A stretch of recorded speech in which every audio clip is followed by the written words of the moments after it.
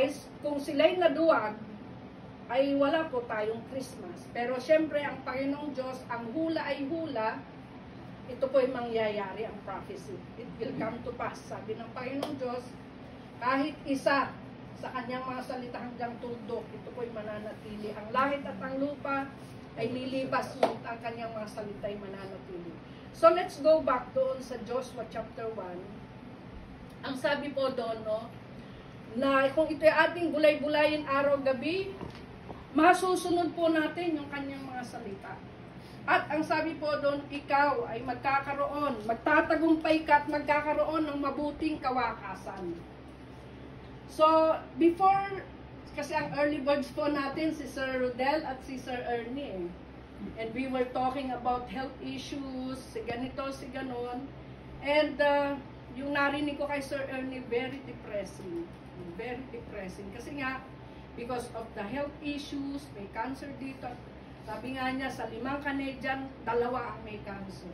It's really true, no? Kung nakakalungkot isipin. Pero, ang sabi ng Biblia, no, magkakaroon ka, magtatagumpay ka at magkakaroon ng mabuting kawakasan. No matter what will happen, mga kapatid, mga katatayan at kananayan, kung ang buhay natin ay nakatalaga sa Panginoon, yun lang naman mahalaga sa lahat. Yung buhay natin, italaga natin sa Panginoong Diyos. As we commemorate the birth of the Lord Jesus Christ, let us focus ourselves to the purpose na ang Panginoong Diyos, ibinigay niya ang kanyang bugtong na anak upang ang sino mang sa kanya sumampalatay hindi mapahamak kundi magkaroon ng buhay na walang hanggan. Let us be joyful and have a heart of gratitude na akalain mo sa milyon-milyon, billions of people sa buong mundo ay isa tayo sa hinanpik ng Lord. No, kinahabagan niya at ibinilang niya sa kanyang mga anak. Amen. So yun lang po siguro yung gusto kong i-share sa inyo na no matter what is going on, lalo na magbabago na naman ang taon, ang buhay natin ay nakasubi. Ang lalim ng Tagalog, no? Naka-safe tayo, safety tayo, no? Sa ating Panginoong Jesus. And thank you very much po. I appreciate kahit si Sir Rudy na very challenging din sa kanya ang ganito kalayo, and syempre maghahagdan din siya yung iba sa atin na may mga knee issues, no? And yet you choose to be here, and na-appreciate ako personally, I appreciate your effort. Sa amin nga na medyo malakas-lakas pa talagang ano pa kumbaga by choice pa, no? Kung pupunta ba kami o hindi, pero you choose to be here. And amen. I pray and I believe na ang biyaya ng Diyos ay patuloy na sasagana sa bawat isa sa atin. So yun lang yung gusto ko pong i-share sa inyo. Although this is also very, kumbaga, abrupt, but you know, kung tayo ay nasa Panginoong Diyos, we always have a message from our hearts, from the Lord. Amen? So siguro kung meron pa po kayong gustong idagdag, si Pastor Pedrito, si Brother Edgar, kung meron kayong then you may say something, and then we are going to pray, and i-close po natin yung first part po natin. Magko-closing prayer po siguro si Sir Edgar, and then yung part 2 natin ay yung food and games and exchange gift. Ang magpa-pray po ng ating food ay si Sir Danvin. So yun lamang po. Sir, si Pastor Pedrito. Amen. Okay. Thank you so much, Pastor, about the way you expound the word of God. I would like to add some vital yung nakasaad po sa Biblia, wherein we can have more clarity of belief, that we can determine that if we are really Christian or not.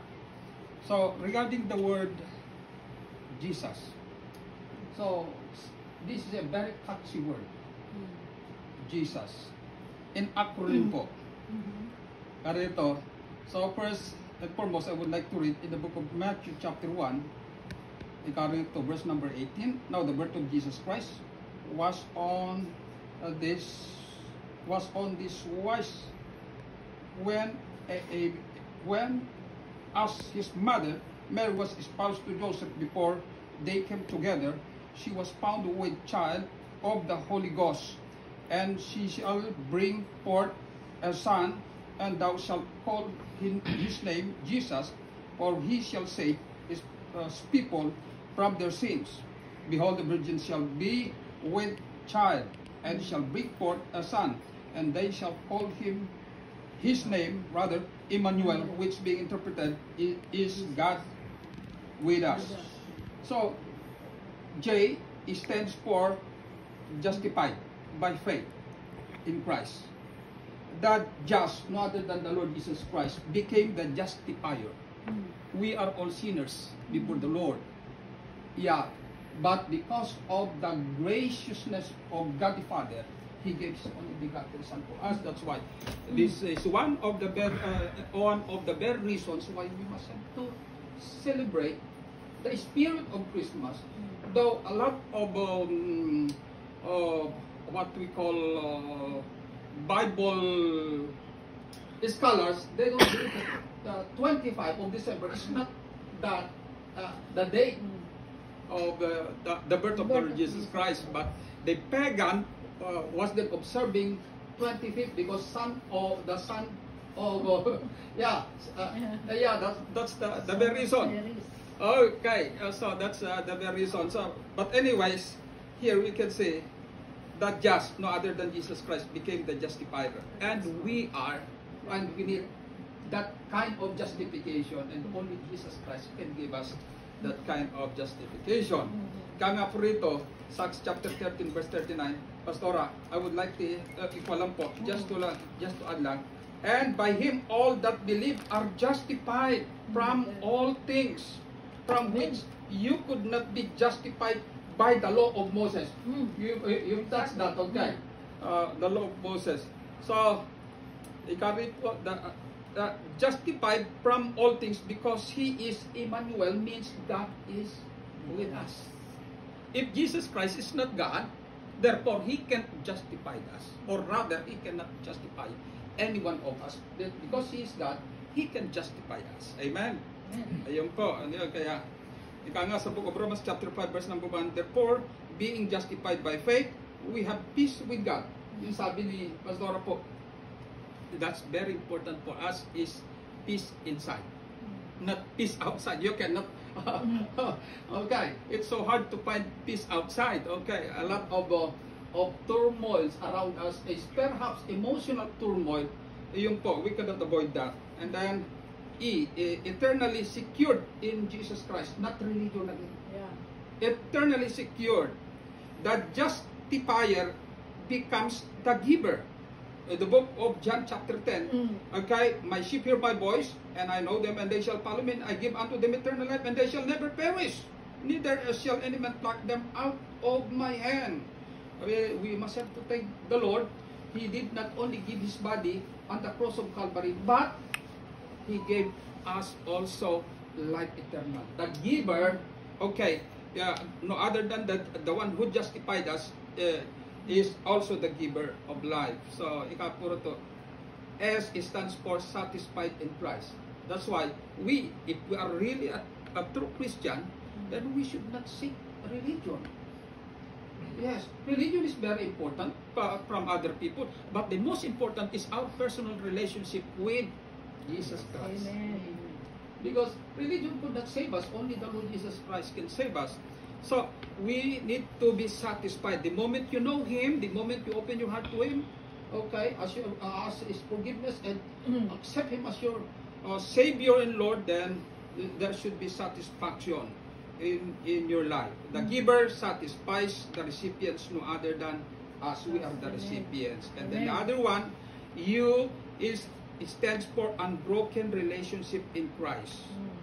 We are the recipients. Will not be forsaken. Amen. That's the promise of the Lord. Amen. In the book of Romans chapter 8 verse number 38, nor height, nor depth, nor any other creature shall be able to separate us from the love of God, which is in Christ Jesus our Lord. Amen. We must have to thank Him because we are intact in Jesus Christ. Amen. Our relationship. That's why we must have to celebrate Christmas. Okay, and then the other one, the Savior of all. He is not only the Savior of few or some. Who am I? I am a sinner saved by grace. And I really thank Him. Who am I? I don't have, or I don't have anything to brand or religion or my profession or my calling as a pastor. No. Only by His grace. Amen. We are here only by His grace. Amen. And Nana or Ate is only by His grace that even now she is still able. Yes. Happy, kiki. Can you imagine? What amazing Amen. of grace from the Lord. Kaya nga po, pasalamat po tayo. He is the Savior of all. Amen. Hindi po namimili ang Diyos. Amen. Mahal niya tayo. John 3:16. Let us memorize. John 3:16. For God so loved the world that He gave His only begotten Son, that whosoever believeth in Him should not perish but have everlasting life. Thank you very much, Pastor. Thank you so much, Pastor Mapa. Okay, thank you so much for everyone. All right. For that nice So, day. palakpakan naman natin yung Panginoon Diyos. Meron po